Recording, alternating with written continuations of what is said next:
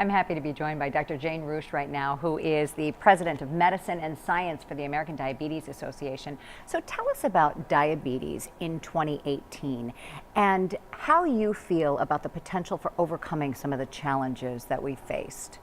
In 2018, diabetes is one of the most pressing global health crises we could imagine.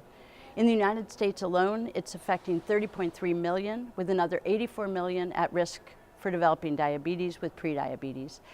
Globally, over 450 million people. On the other hand, in 2018, as opposed to 1990 when I began my career in the field of diabetes, or 1975 when my father was diagnosed with diabetes, it's a different time. People living with diabetes do not have to die of heart attack and stroke, and we can avoid the majority of visual loss, amputations, and kidney failure. We are incredibly good at decreasing the likelihood, if you have diabetes, of getting these consequences.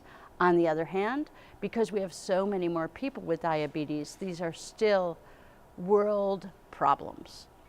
Given the incidence of diabetes, do you feel like there's a disconnect in the sense of people who have an awareness of what it is and some of the really devastating effects of the disease? One of the huge opportunities of being president for medicine and science of the American Diabetes Association is that everywhere I go, I end up in a conversation about diabetes. And it is impressive how little the general community understands about diabetes.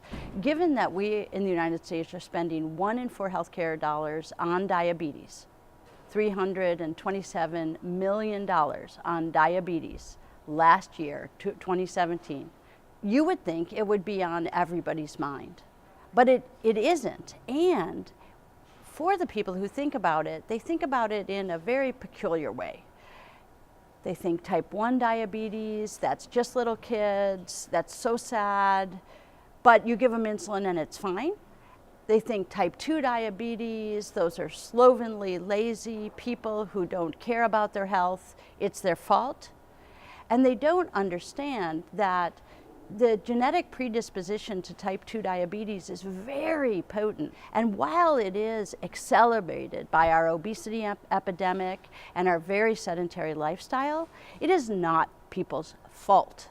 How critical is the ADA in getting that word out so that people not only know about their health, but there are more researchers focused on it, more money going to diabetes research? First off, it is so important that people understand about diabetes and what it is and have an awareness of it.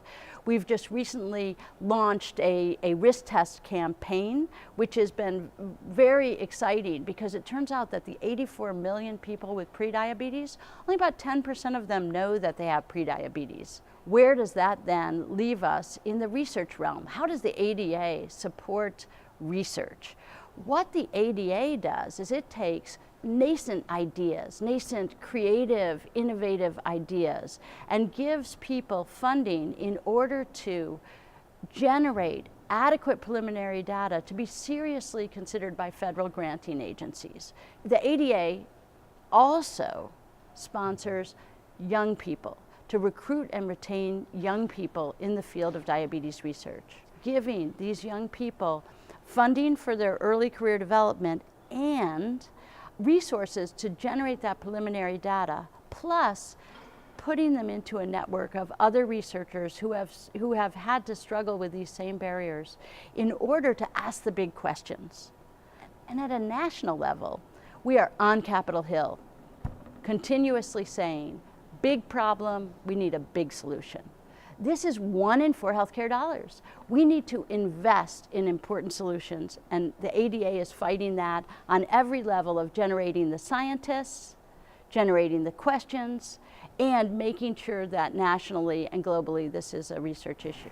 So what would be your marching orders to attendees who are here now? What do you want them to get? My marching orders is know the numbers, tell the story.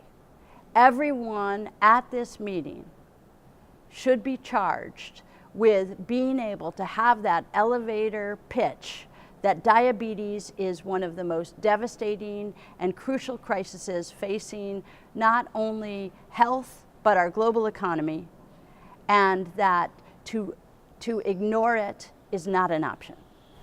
Dr. Jane Reusch, thank you so much for your passionate plea. Thank you.